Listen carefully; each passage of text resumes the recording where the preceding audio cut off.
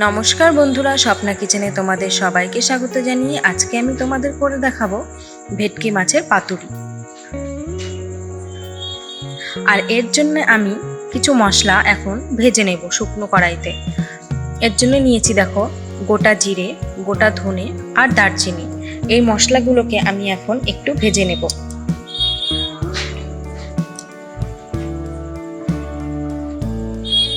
মশলাগুলো কিন্তু ভেজে নিলে বাটতে সুবিধা হয়।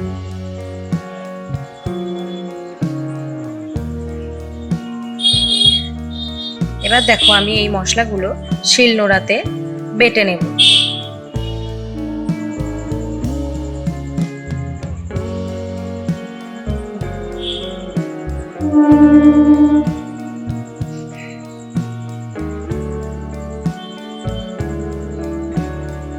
এরপর আমি বেটে নেব সর্ষে।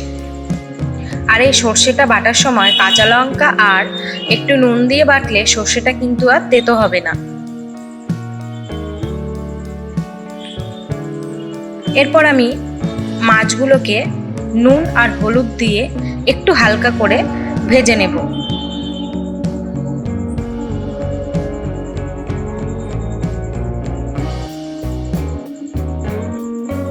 মাছগুলোকে আমি নুন হলুদ দিয়ে খুব ভালো করে মেখে তারপর আমি কড়াইতে দিয়ে দেবো ভাজার জন্য।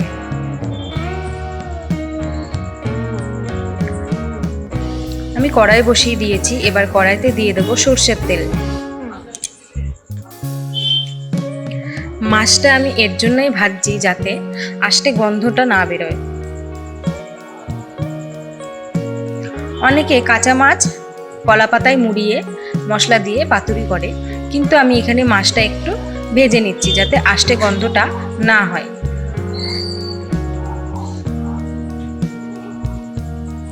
এরপর আমি এক এক করে সব মাছগুলো দিয়ে দেবো ভাজার জন্য।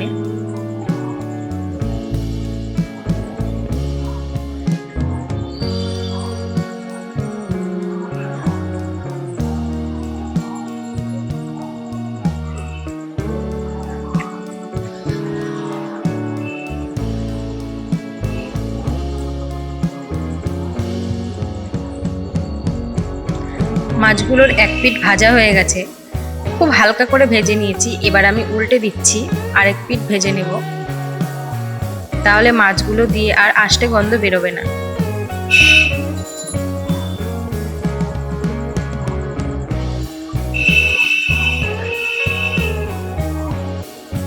মাছগুলো ভাজা হয়ে গেছে, এবার আমি মাছগুলো এক এক করে তুলে নেব। আর খুব সাবধানে তুলতে হবে, কেননা এগুলো একটু হালকা করে ভেজে নিয়েছি তো, তুলতে যাওয়ার সময় কিন্তু ভেঙে যেতে পারে। খুব সাবধানে মাছগুলোকে তুলতে হবে। সমস্ত মাছগুলো আমার ভাজা হয়ে গেছে। এবার আমি একটি থালার মধ্যে এই ভাজা মশলাগুলো যেগুলো আমি বেটেছিলাম, সেই ভাজা মশলাগুলো আমি এক এক করে দিয়ে দেবো। প্রথমে দিয়েছি গোটা ধনে, গোটা জিরে আর দারচিনি, এগুলো বেটেছিলাম সেইগুলো আমি দিয়ে দিয়েছি। এরপর দিলাম আমি সর্ষে বাটা, তারপর দিয়ে দিলাম পরিমাণ মতো নুন, এরপর দিলাম আমি হলুদ গুঁড়ো, তারপর দিয়ে দিচ্ছি কয়েকটা চেরা কাঁচা লঙ্কা।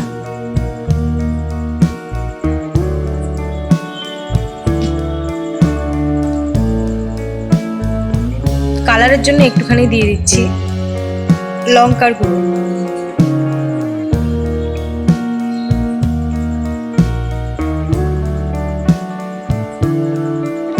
এরপর আমি পরিমাণ মতন সর্ষের তেল দিয়ে দিচ্ছি।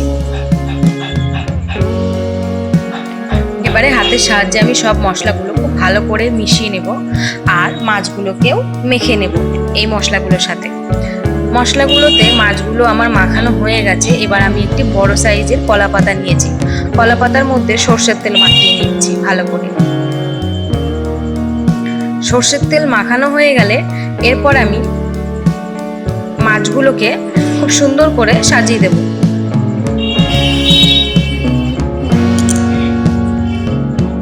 মাছগুলোকে খুব সুন্দর করে মশলা মাখিয়ে নিয়েছিলাম, সেই মাছগুলোকে আমি এখন কলা পাতায় সাজিয়ে দিচ্ছি।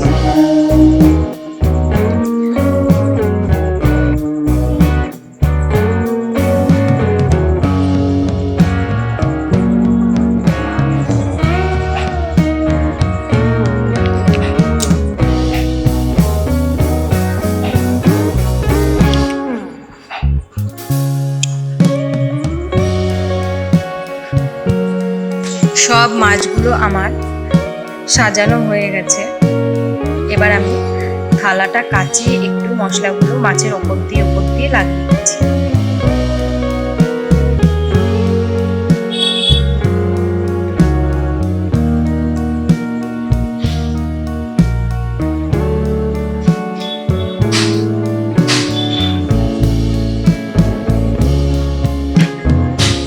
এবার আমি কড়াই বসিয়ে দিয়েছি গ্যাসে।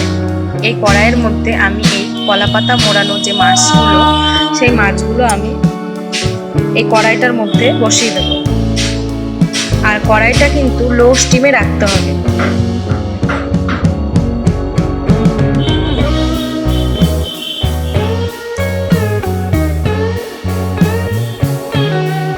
ভালো করে মাছগুলোকে বসিয়ে দিতে হবে কলাপাতা সমেত।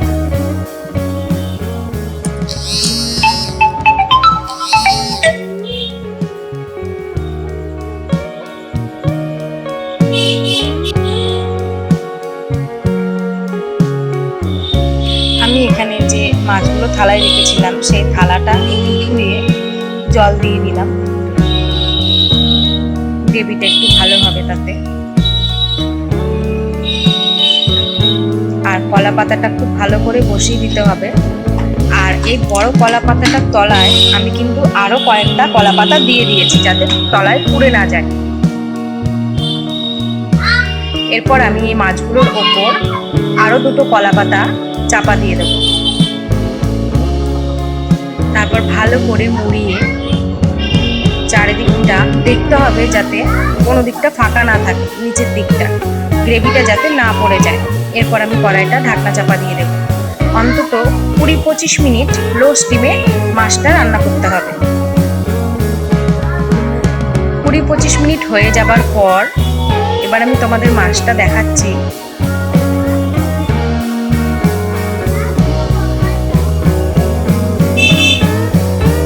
দেখো, হয়ে গেছে কলা পাতায় ভেটকি মাছের পাতুরি।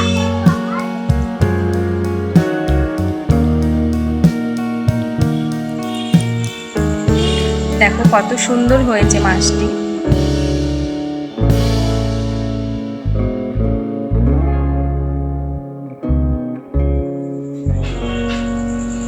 ভিডিওটি ভালো লাগলে লাইক, কমেন্ট আর চ্যানেলটি সাবস্ক্রাইব করে দিও।